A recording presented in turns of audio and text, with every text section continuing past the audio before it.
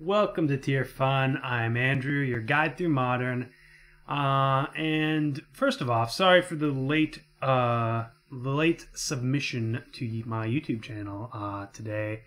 I recorded this earlier in the day, and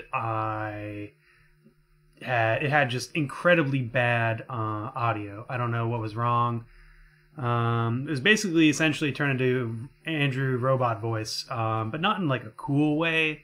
In like a real grating, annoying way, and I've debated about just uploading it because it's not like the end of the world. But I figured I should probably just overdub it in the end. Like, there's no reason to release something that some people might find annoying. I'm annoying enough. That's what I think, anyways. But yeah.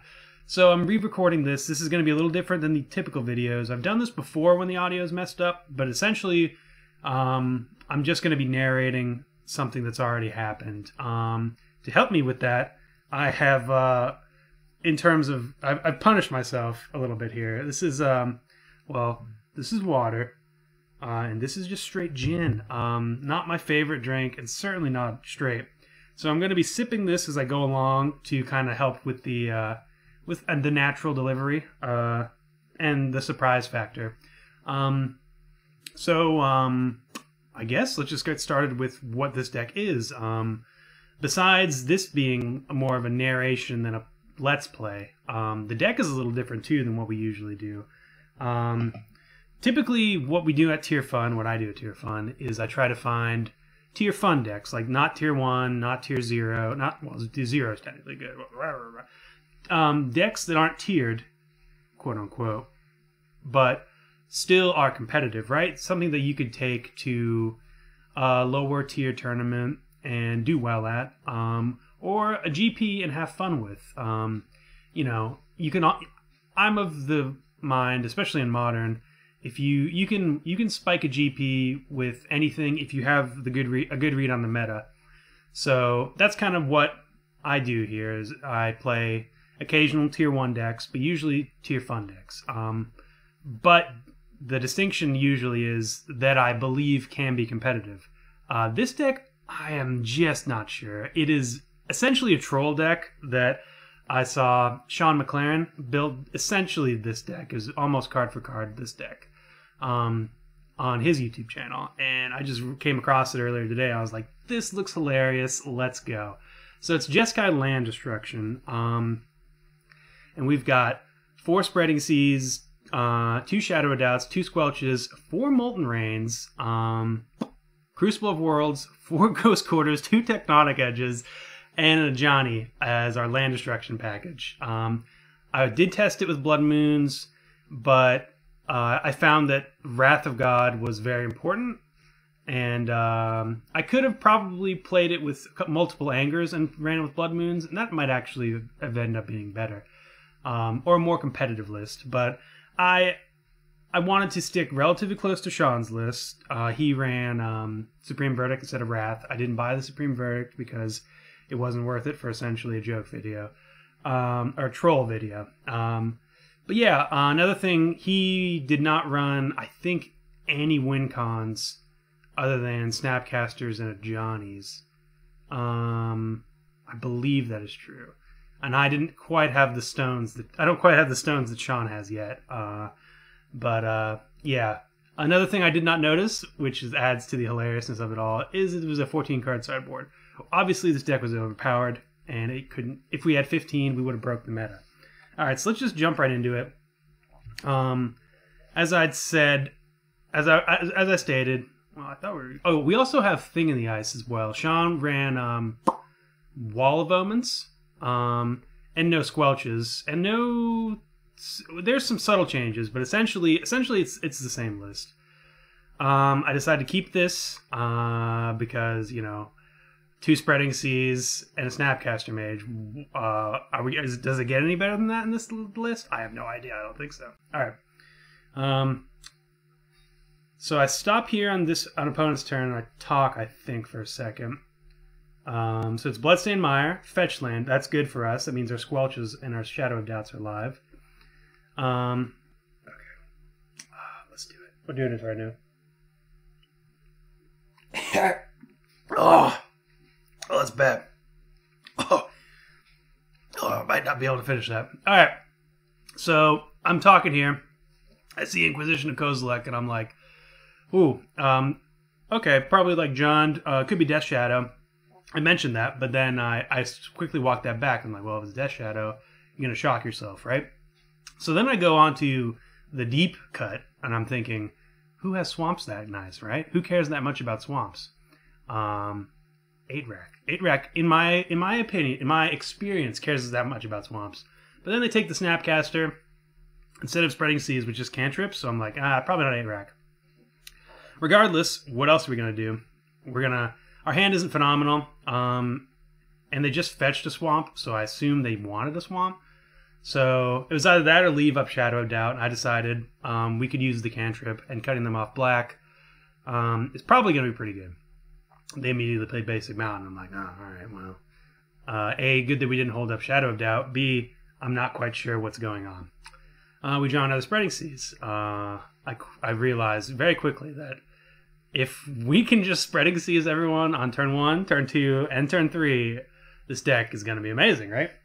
So, I'm feeling pretty good. The deck's performing. I passed the turn back. They can't do anything unless it's a Grixis deck, which it could well be. The fact that they had 2 basics, though, gave me pause. I really had no idea what I was up against. The Marsh Flats, though, illuminates, and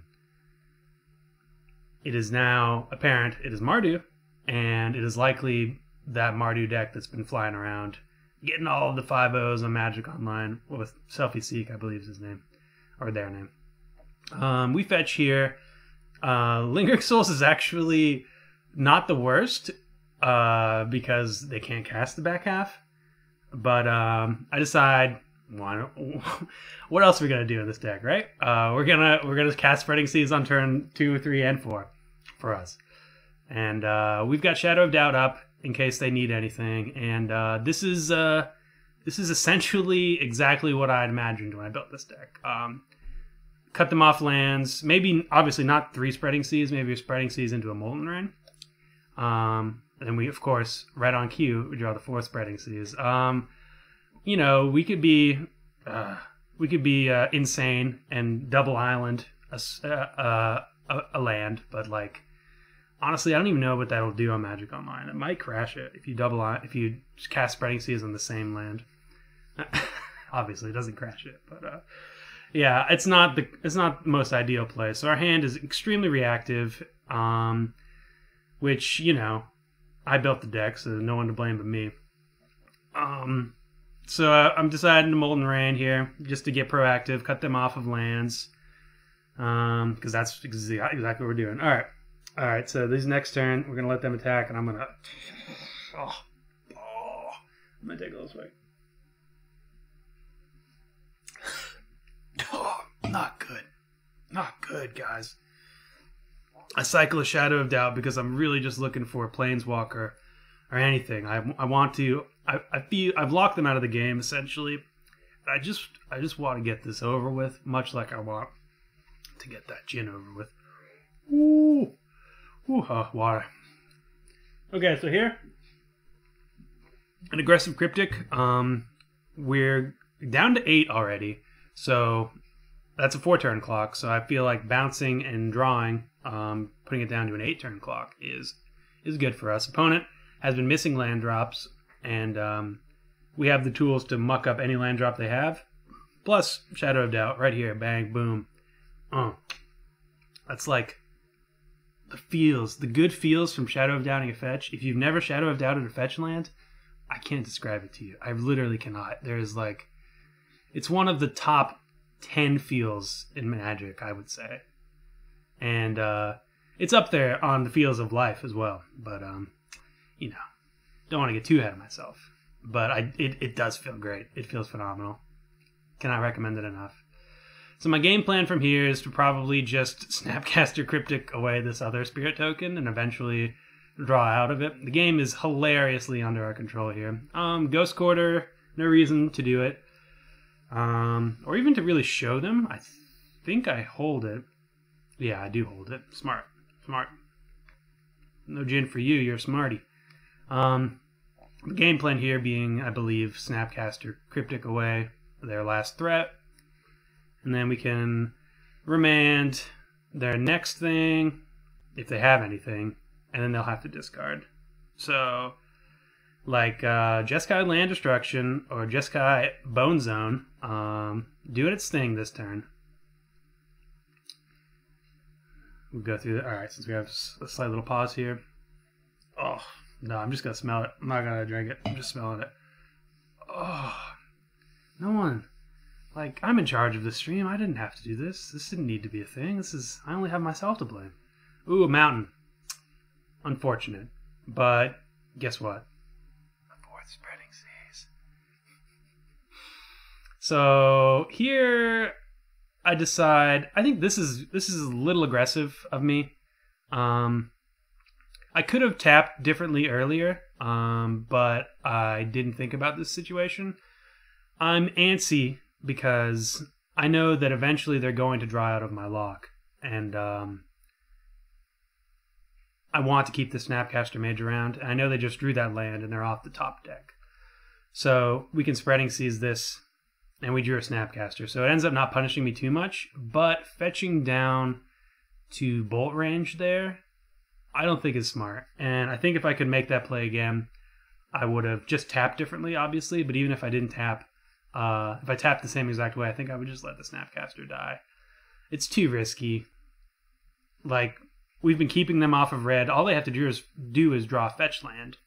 But we draw Snapcaster, obviously, to keep anything too crazy from happening. And even if we had played that other line, we would have drawn Secure the Waste and been fine, as you can see. So, we won this game. Game 1. So, well, maybe we didn't.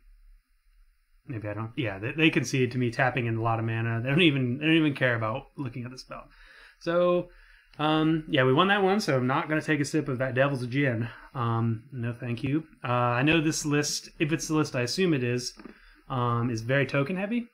So Engineered Explosives gets in. I'm also bringing in the graveyard stuff because another way for them to... their biggest value engine is the Bedlam Revelers, and we can cut off both Bedlam Reveler and one half of Lingering Souls with our graveyard stuff, so I think that's good enough. I decide that Cryptic isn't all that great because I know they have Blood Moons, and I think I side out Remand as well because it doesn't do all that much. Yeah, and that's just, I think that's exactly what I do.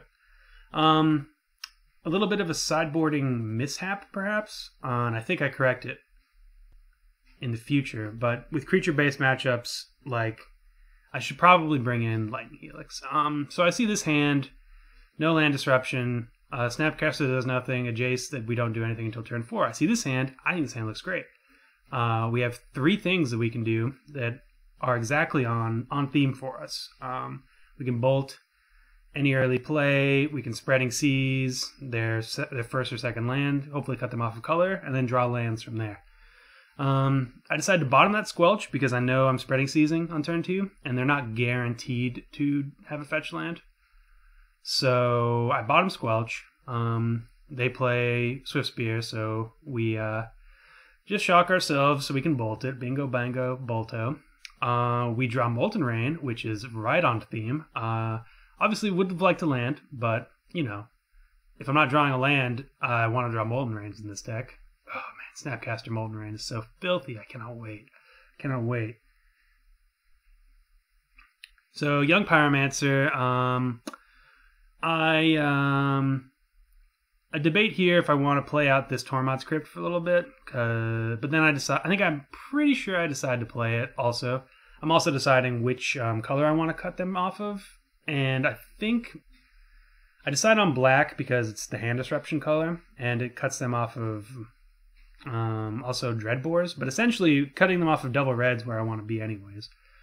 We cycle into another Molten Rain, which is great. I hold this Engineered Explosives because I I don't have a removal spell for the Young Pyromancer, and I'm thinking if I draw another land next turn, it would be better to just play it on 2 instead of 0. Essentially get rid of the Pyromancer instead of the tokens. So that's my gamble here. I also think at the time that I can just pay for 2 next turn. That was one of the things I was talking about.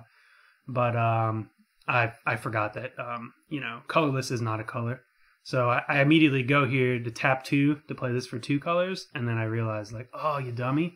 And then I'm like, well, dummy alert. Take some chip. Oh. That was really small. Oh. I hate gin. I'm never doing this again. Hope you guys appreciate this. Oh, and if you don't, I'm sorry for putting us both through this. So I play it on 0 because at this point, I assume they have at least one more. Like, I'm thinking in my head, I'm in trouble, and I need to threaten them. Like, if they're able to play Lingering Souls next turn, then I'm in double trouble. Lingering Souls is the reason that I played that on 0 rather than try to wait it out there. Obviously, we haven't drawn a land yet, so I talk about potentially Shadow of Death. I go over the potential merits of ghost courting myself, and there aren't any merits to it. Like going down on land to cycle a Shadow of Doubt, and this Inquisition is going to, it shows them that yeah, we had a good hand, like Jace and Engineered Explosives and Double Molten Rain. Like we could have done some work. If we had drawn two lands, maybe, it could have been a mulligan because Jace and Engineered Explosives kind of do the same thing. Oh, point of note. I completely spaced right there on Engineered Explosives also taking out the Crypt. So I should have sacrificed the Crypt beforehand. It's one of those things, like if you're playing Magic as you should and constantly reassessing the board state regardless of your history with the game, previous interactions, you'll pick that up easy. Like, oh, Engineered Explosives on 0 will get my Tormod's Crypt. If you're playing a little bit on, previous memory, relying on other things, you're not even going to think about that when you're playing with a card for the first time. Most people won't. I don't want to say most people won't, but a lot of people won't. I'm not lumping anyone in there really, but myself. Like I didn't think about that there. I think I'm pretty good at catching things like that sometimes. A lot better in paper when playing by myself. Like there's a sort of brain dumbness that comes with narrating sometimes where you miss little things. Though I'm 100% always missing that Tormod's Crypt interaction the first time.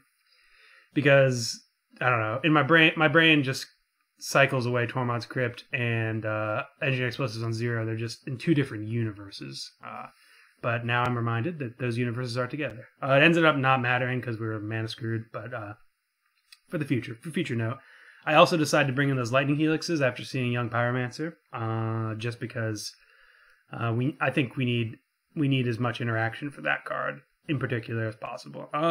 So look at this doozy of a hand, right? Another double business 2 card. Really can't cast any of our spells unless we Ghost Court ourselves. And then look who's back. We mulligan into essentially the same exact hand we had last game. Immediately getting flashbacks. I mean, obviously we can only cast Engineered Explosives with this hand, but I say to myself, there's no way we're not drawing another land, and that's why I keep it. On top of mulliganing down to 6, could be even worse. We're bottoming that,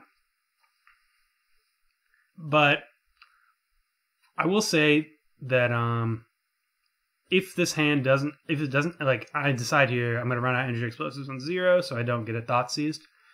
But it's not a good hand, right? It's a very bad hand. And honestly, I probably should have mulliganed it, I think. I think that was a worse hand than even the first one. Because, like, we can't cast anything. Like, at least we had Lightning Bolt last time. So essentially, I'm banking on getting lucky this game after getting unlucky the first one. So, you know, that's what all good Magic players do, right? No one plays percentages or odds. It's all about getting lucky. Get lucky. I'm getting flashbacks. You're getting flashbacks. I'm getting flashbacks. It's such a shame because the deck did exactly what we wanted it to do. Game 1. In Game 2, I think we stood a chance. If we had drawn lands. Game 3, we shall see.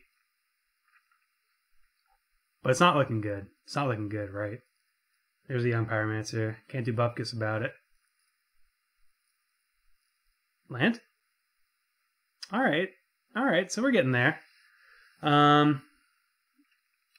get so excited to have a land, I almost pass the turn. And I also almost click on Hallowed Fountain there, which is another thing. Like, don't get too excited.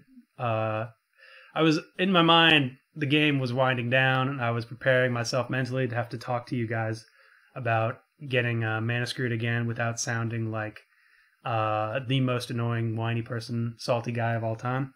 But we drew the land, so we're good. We're good. Everything's fine. Regretting a little bit at this point, playing down the engineered explosives. Obviously, it's not... it worked out because they had Thoughtseize, but like in the back of my head, I'm like, it would be nice to have that on too, even though that's an impossibility. So we're holding down the token fort. We're holding down the graveyard. We cannot cast this cryptic command.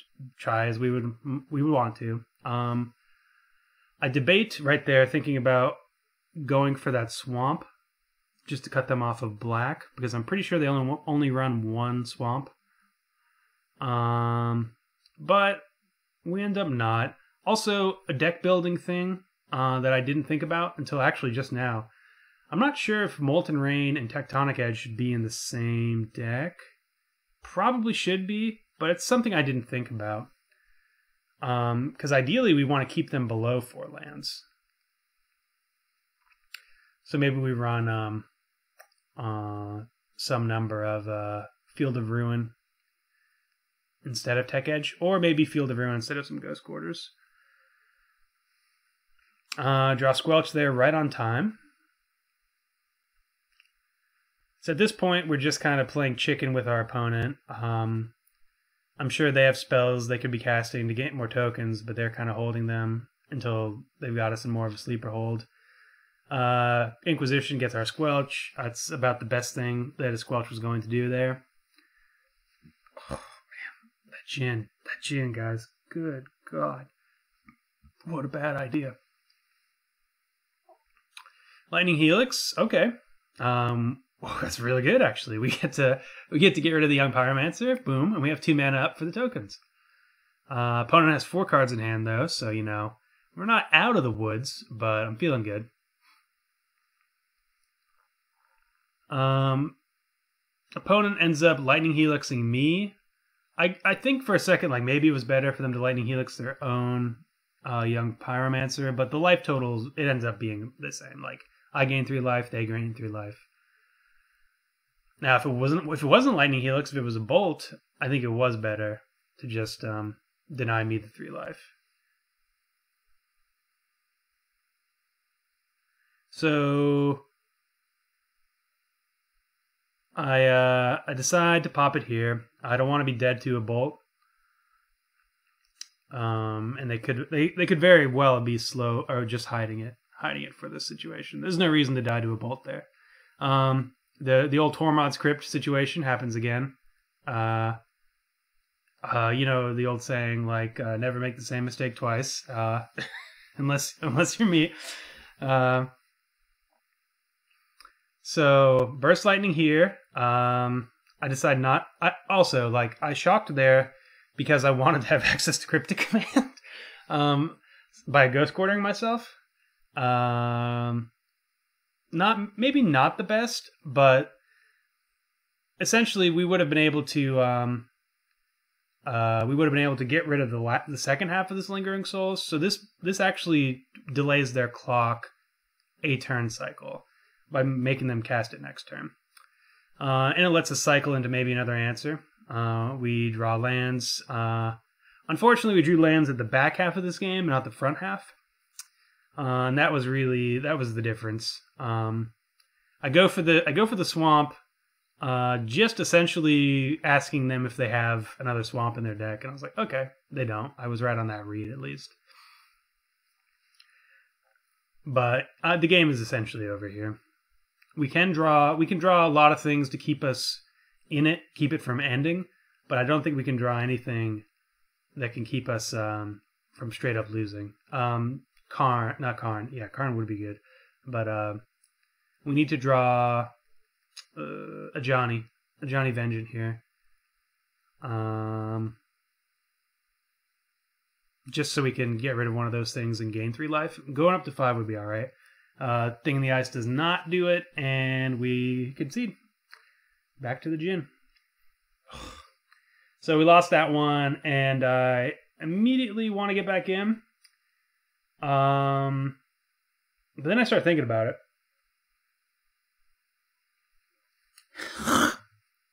Oh! And I'm like, I think this deck needs something, and I think Squelch is the lowest on the totem pole in terms of spells in this deck. I was just thinking in my head how we were kind of stone cold to aggressive decks, and if we had more Thing in the Ices, we would have been a little bit better against that deck or any aggressive deck. So I decided that 4 Thing in the Ice was probably better than 2 Squelch, 2 Thing in the Ice, and I decided to run this version of the list into the next person who plays against us. Ooh. Oh, guys, use a chaser. If you haven't had straight liquor in forever like me, don't just think you can do it. I don't think you can. Oh, I'm hearing things outside. Or ghosts in the walls, one of the two. Oh, hey, I just took a sip. Sorry, yeah. I can see myself because I'm playing the edited the finalized version of that video. I clipped the me setting up and the me outroing. Basically the editing that I usually do. I clipped that out, and we're just watching what I was going to upload but the audio. The audio was horrendous. Is this my mouse? Okay, we can move that. I'm sorry. I cannot believe I left that mouse there that long. My bad. Okay, so I'm looking at this hand, and this is not a good hand, but we could potentially remand into something, is what I'm thinking. I'm also thinking to myself that our mulligans have been very bad so far, and so this is a bit of unfortunate, maybe unfortunate thought process, I would say. Letting the past affect the present. I'd advise probably to mulligan this hand. But it's not horrendous. The opponent leads on Forest Ancient Stirrings, and I'm immediately thinking, oh god, is it Tron? Is it Tron? Could it be Tron? Because if there's a deck we want to play against, it's Tron. But sadly, no, it's Amulet of Vigor. But I think to myself, if it's not going to be Tron, Amulet could be good. Like, they're land-based deck. We can mess around with them a little bit, I hope. So that's the game plan. They stirrings into another amulet. So they've had some pretty hot stirrings so far. Essentially, another bounce land will grant them nigh infinite mana. I think the line we draw an Anger of the Gods, which could end up being all right. It's funny we draw an Anger of the Gods here and not in the previous matchup, where it would have been phenomenal. But they still have Sakura Tribe Scouts and Azuzas, and those are good to get rid of. So I decide to remand this, essentially just to cycle, and it cuts them off of 1 mana. I'm not sure how important that is, but I essentially just wanted to cycle here. I didn't. The only other line, like them playing Amulet and then passing, I thought would have been pretty bad for us because of the way our hand looks, and we need to get cycle into better, to more interaction. So that's why I kind of fired that off there. I'm not necessarily sure. We could have just held it. and just ghost courted them this turn. Turns out their play, I believe, is something. Okay, no. So it's just Cavern of Souls pass. They named Giant. So I'm like, well, we can't counter anything with that Cavern of Souls, but if they don't have a Gruul Turf, they might not be able to. They might not be able to go off next turn. So I decide to Ghost Quarter them in their draw step, giving them another draw towards a basic land, which usually is depending. It's usually the best place to Ghost Quarter someone, unless they have instants, But they draw, I believe, another bounce land, right? Yeah, another Gruul Turf. So they essentially, because of the double Amulet's busted, right? If you played against Amulet, I'm sure you have. But 1 Amulet of Vigor plus 1 bounce land is 4. I believe 1 bounce land plus 2 Amulet of Vigors is 6. So they get no, it's actually because it comes in 2, 4. Yeah, it doesn't untap again. So 1 is just 2. So 2 is 4, and then they have 5, 6, 7, right? 1, 2, 3, 4. 4, 5, 6. No, I guess it is extra. Anyways, it's an insane amount of mana. They Primeval Titan. They get their Slayer Stronghold. We're essentially dead here. The combo is Primeval Titan, Slayer Stronghold gives it haste and vigilance, and then it attacks. And there is what is it called? Sunhome, I believe. It's Sunhome. Sunhome gives it double strike. So as long as they have a Boros Garrison, it's essentially it costs red and a white for both of them to activate. So if they have Boros Garrison, they can fetch up another Boros Garrison and just win. But theirs is untapped because of sweet Amulet of Vigor shenanigans.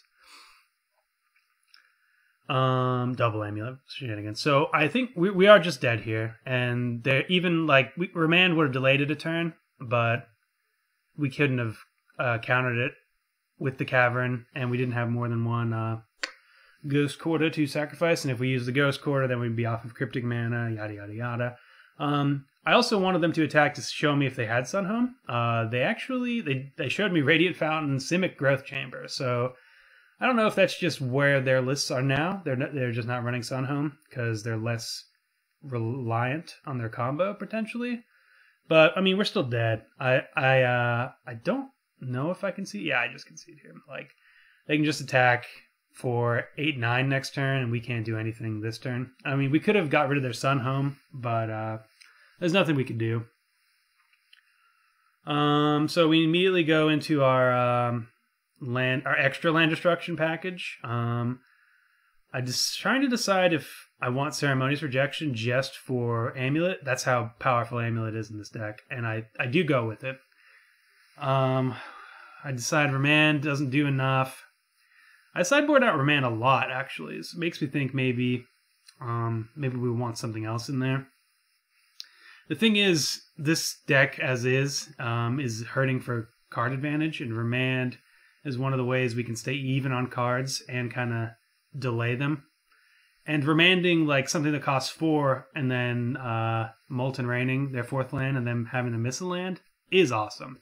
And it does come up.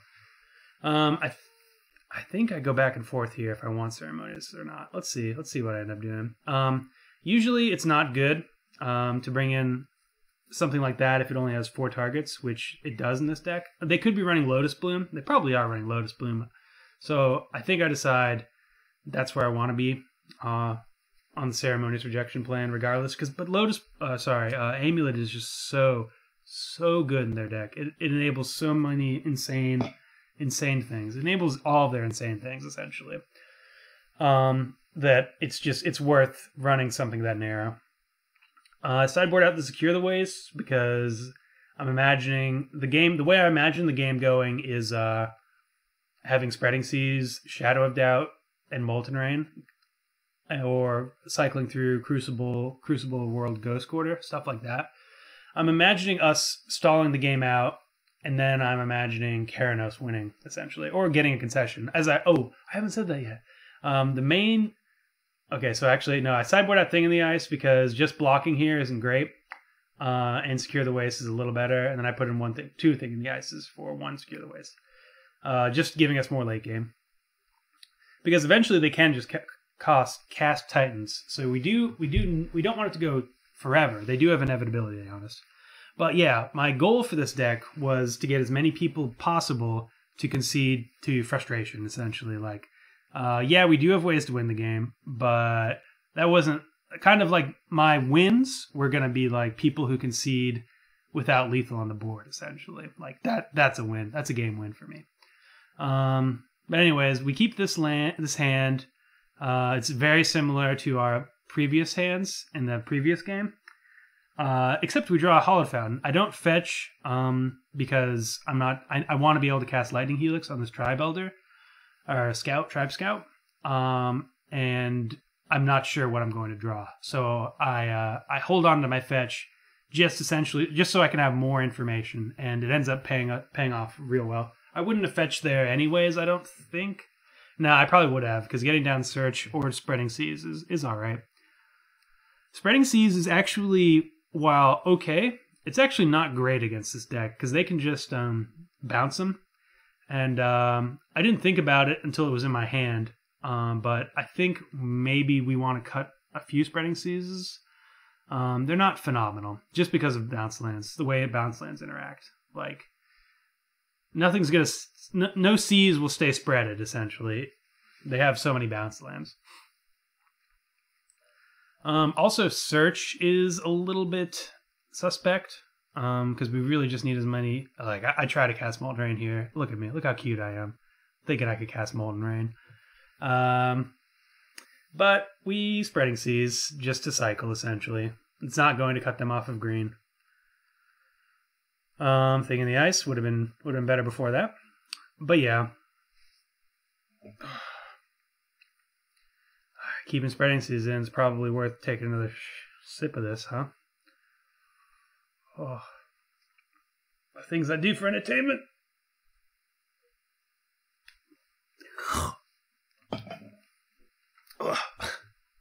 It's also, sipping is way different than shooting.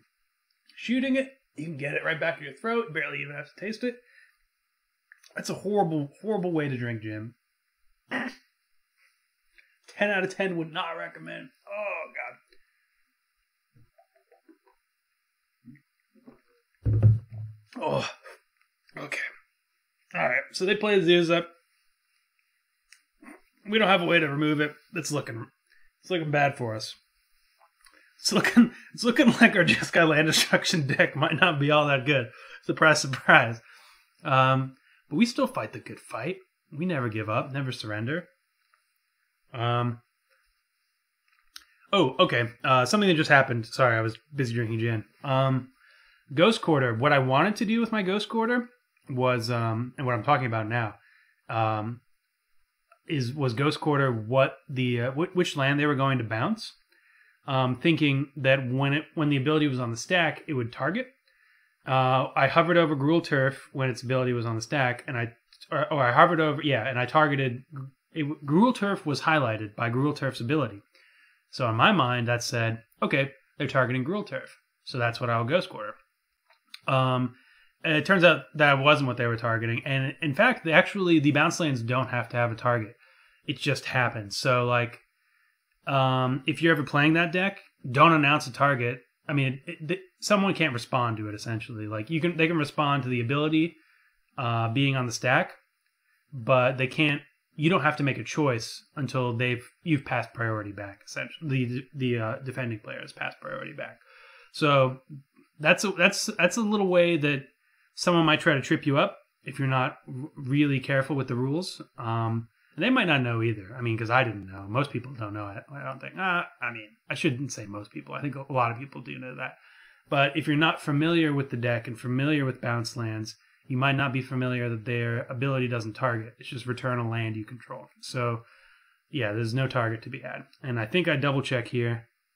Yeah. So, like, it highlighted Gruul Turf there for a second, but they did not. They unsummoned. I believe it was the Cavern of Souls. I don't know what it was. I wasn't paying attention. Sorry, I'm doing a real bad job of narrating. by over-explaining. We decide to keep the Flooded Strand so we can have access to Cryptic, and for once, we're feeling all right. I briefly think about Molten Raining, and I thought to myself that they were essentially out of lands. So, and as it is, they have 1, 2, 3, 4, 5, 6, plus that cavern, so 7. There wasn't anything I could do mana denial wise that could really interrupt them. So I was thinking that Cryptic Command would work, thinking that always forgetting about the Cavern of Souls. They brought it down and chose Insect, and I'm like, what costs this much? Hornet Queen. Hornet Queen costs this much. Hornet Queen's a good magic card if you can cast it. So they play Hornet Queen. I'm thinking I'm DED dead. Oh, another thing that I was talking about during Sideboard, my original recording, Shadow of Doubt has niche value against Teleria West Transmute. Transmute is search your library, is a search effect, so Shadow of Doubt shuts that down. So that's another good card against this. Like, the deck isn't performing well in these two games, but I do think this is a matchup that isn't horrendous. We got an Anger of the Gods we can draw into. Right on cue, there's Teleria West. I make sure that I'm not auto-yielded in case they try to bounce Simic Growth Chamber and Teleria West. But they do not. They return the Cavern of Souls, which flies under my radar at the time, but they were wanting to reset it for the next creature, potentially. I think that what they're setting up is a Teleria West for Pact, and then landing the Cavern of Souls. We will put Island into our graveyard, because we need something here. We need Anger of the Gods. We need anything. And then lo and behold, it's Jace. It's our good buddy Jace. What does Jace do on this board? It makes we only take 2 damage instead of what, 4, 5, 6, 7, 8, 9. Like, Jace is good right here. The thing is, though, we slam this Jace, but then they just packed for a Titan, and because we know they have Teleria West in hand. So while Jace is a phenomenal draw, we can't actually play it without being dead, because the Titan will attack us for 8, and the Hornet Queen and the Ramanop will attack us for 2 more. I do almost tap poorly. I do decide that I can cast Sting in the Ice to block 2 damage, and still hold open Shadow of Doubt. So I'm thinking we essentially counter the Teleria West this turn and draw a card. Next turn we can Jace plus, and then we've somehow stabilized. Like, we know one card in their hand is Teleria West, and we know the other card is Amulet of Vigor now because they cast it. So it's a tenuous stability. It's not 100% stable, but somehow, some way, through all this nonsense, through not killing Azusa, through an amulet, we found a way, thanks to Shadow of Doubt, to stabilize. So we'll drink. We'll drink a happy drink to that. Haha, no I won't. That's horrible. Oh, I'm never drinking that in a happy way. I'm gonna drink water. Thanks, water. Crumble to Dust also is not doing much for us here. We can, it's good, and if we had half the mana our opponent had, we would 100% cast it on Cavern of Souls, and then also be able to leave up Cryptic Command. But, we've only got 4 lands here. We're not working with a lot. Lightning Bolt, I think I decided to keep it. No, I bin it. No, I do keep it. I'm thinking that I can get rid of the Hornet Queen next turn, and then I'm taking 0 a turn because I can blop Ramanop. Now I'm thinking I see a way forward, and we can flip this Cavern of Souls. We can flip this Thing in the Ice, and then what do they draw? Teleria West. It's like right on cue. What a great top deck for our opponent. So then, what are the, yeah.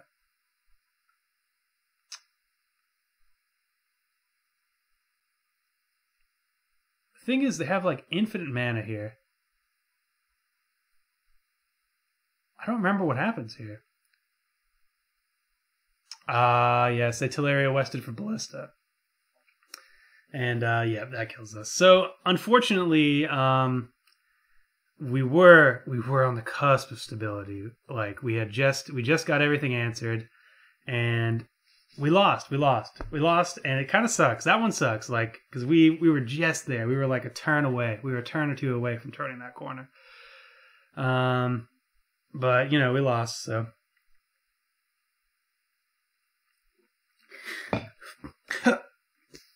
Bottoms up. So at this point, as I just saw myself do, I did a movement to kind of psych myself up for this round because it's pretty feels bad man up in this joint. Not gonna lie. We've got to do our thing a few times, and that was good. But oh, I'm also looking around because I think I heard ghosts earlier. But then, yes, what is it? What is it, everyone? Are you guys excited? It's Tron. It's Tron. Oh, I'm getting I'm getting happy watching myself. I did a oh my god, dreams do come true. The sad part is though, yeah, it's Tron, and yeah, it's far and away our best matchup in the entire modern metagame. But we don't have any of our real land destruction in hand. So while I did get excited, and I am still excited, it's not all that good right now. Johnny will help us. And Crucible can help us if we draw some Ghost Quarters and what have you. But we are essentially,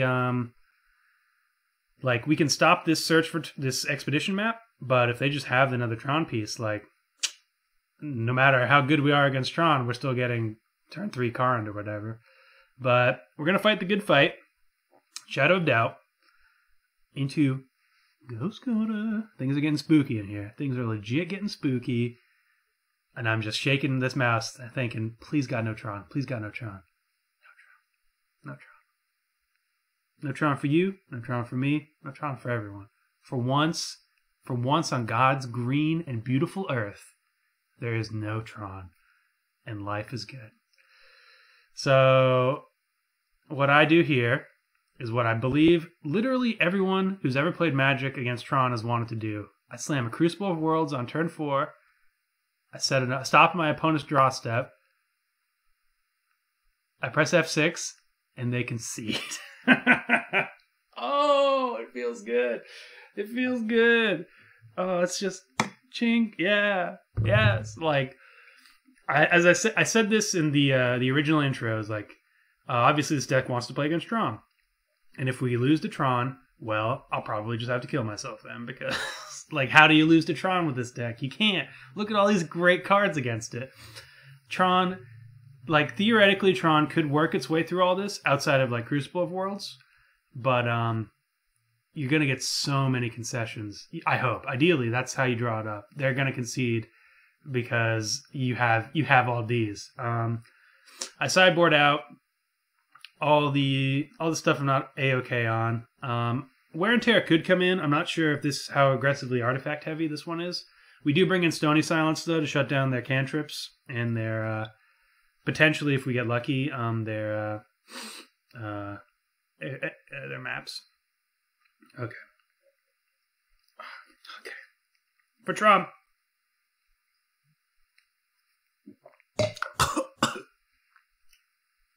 Oh.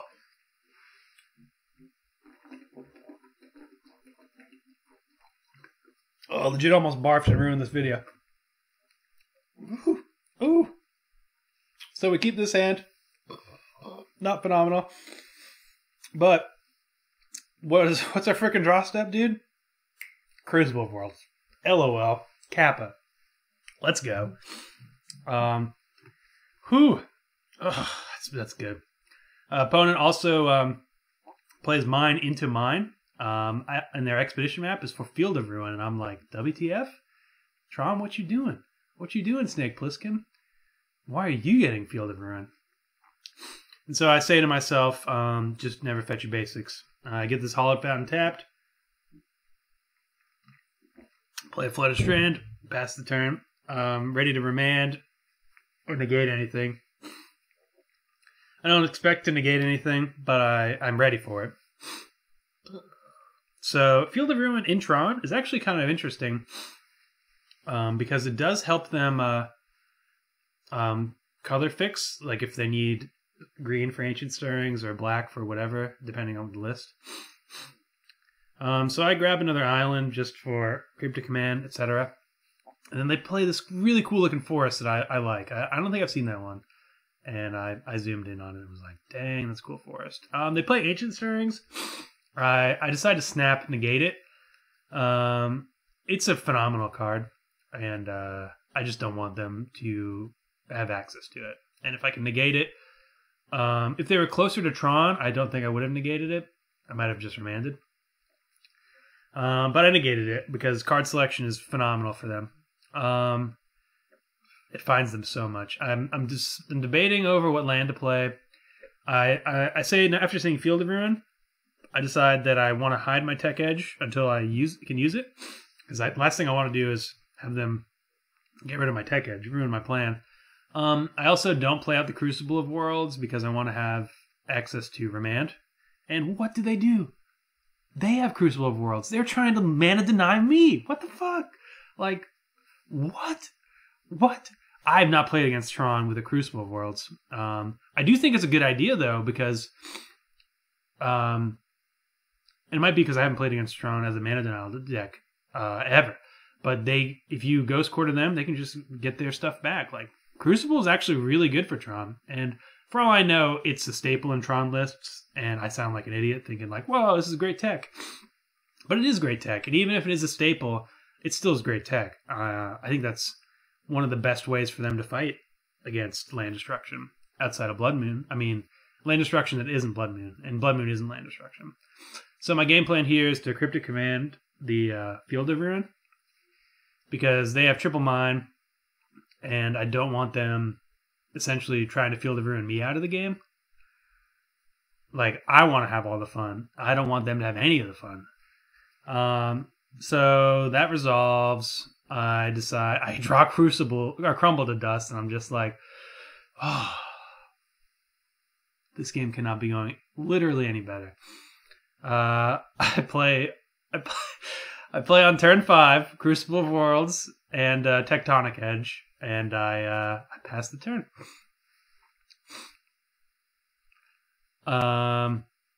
If they can get rid of my Crucible here, we don't have them. If they can't get rid of my Crucible here, we have locked them out of ever getting more than 5 mana, or 4 mana. Like, yes, this is it. This is what I built this deck for. So they play Chromatic Sphere, resolves. They cycle it. Can't do anything about it. You do you, Tron. And then they play Oblivion Stone. And for a second, I'm like, oh, no. That answers my Crucible of Worlds. And then I'm like, oh, right. They'll never have more than 4 mana. They'll never have it. It's so beautiful. We're safe. We're finally safe from Tron. All it takes, and then we draw, what do we drew Crumbled to Dust into Spreading Seas. Like, look at this. I decided to Spreading Seas the forest. I don't play the land because I want a Tectonic Edge again, and yeah.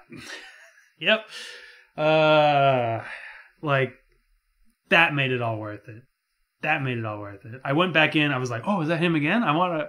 And then I was like, no. Even if it wasn't him. But even if it was, I didn't want to go back. Like, you know, the dark part inside of me wants to play that all the time. Play against Tron with this deck, because how do you lose, right? It's so good. Like, as I said in the original, which I'll try to paraphrase or remember what I said. If you have a Tron, if your entire metagame is Tron, play this deck. You have my recommendation. Go forth and just bathe in the salt. Bathe in their salt. And then take your own shower, because like having salt on you is not good. But you know, if you're a sane person in a normal metagame, never play this deck. This deck, I had hopes. I still had hope that it would be, that it would outperform my expectations, but it performed my expectations almost perfectly. Like, it did just enough to make me think, well, if I drew really well, I can win a lot of games with this. But that's a trap. This deck is not good. It's great. It's great to have a fun time and destroy some lands. Like I hope it's entertaining. I think it's entertaining. I really wish my original sound did not get effed up, but you know what you gonna do. Hopefully the Jin made up for it. But yeah, like Tron based meta, play it. Otherwise, this deck's not good. I don't think any amount of tuning could make it better. I do think maybe Blood Moon in here would make it better, and maybe I did come to the conclusion that perhaps we just wanted to get more angers and then just give up on the Wrath of God plan, because it's just really hard to cast like under a Blood Moon. And I think Blood Moon's too good to leave on the sideline. So like going down on Wrath of God for an anger, and then maybe putting in 2 Blood Moons for either a Secure the Wastes and a Shadow of Doubt or something along those lines. Maybe getting rid of Search. Search does a lot in this deck, but you know, we're not about that life in this deck. We're about killing lands. So yeah, outside of say there's this one guy, say you know Jeff. Say Jeff's at your LGS, and Jeff's always kicking your ass with Tron, and you're like, man, Jeff, what do I do? Play this deck. Bring this deck to your LGS. Don't buy these cards just for this deck, by the way. Like, these are some expensive cards. Some of them are, at least. And it's not that good. It's not that good. If you have a lot of money and you want to troll Jeff, then it is that good, obviously. But like, Jeff's there sitting. He's doing a smug Tron thing, and he's playing against some kid who's just started up on Modern, and you just like, you look at Jeff in the eye. He's Tron. He just laid turn 3 Karn against this kid, and you're like, Jeff, I got next. And Jeff's like, what? I kick your butt every day with Tron. And then just watch as Jeff's life comes out of his eyes, and you just snatch Jeff's soul from him. That's the only thing this deck's good for is snatching Jeff's soul. But anyways, I had fun. I had fun both playing it. The Tron made it all worth it, really. That's all I was hoping for. The Tron made it worth it. I had fun both playing it and then re-recording over it, narrating it. I hope you guys enjoyed and had fun too. We will be back Monday with a new, probably Modern video. It could be a surprise. I'm not gonna make any promises about what it's going to be. I'm not going to be recording from my normal area. I'm going to be at my brother's place, and I'm going up there for the holiday week plus, I believe. So that's exciting. We'll definitely, I don't know if you guys watched our Iconic Masters draft, but my brother was there. The audio didn't really pick him up, but maybe he will next time. He helped me out in draft, and we'll definitely be having at least one Vintage Masters draft with him. A tier fun import, so to say. But yeah, I'm excited. I'm excited to do that. He's pretty dang good at Magic too, so I'm excited. Good, exciting times. Yeah, so we should have at least 3 videos next week. I'm shooting for 5. We'll see. We'll see what time is. It's my vacation time, so I want to play video. I want to play Magic, and I want to put out as much content as I can for you guys. But you know, life gets in the way sometimes. But I will promise you at least 3 videos next week and the week after also. But after those 2 weeks, we'll be back. We'll be back home, and we'll be starting up on not only continuing on YouTube, we're also going to start streaming, which I think is going to be a hell of a lot of fun.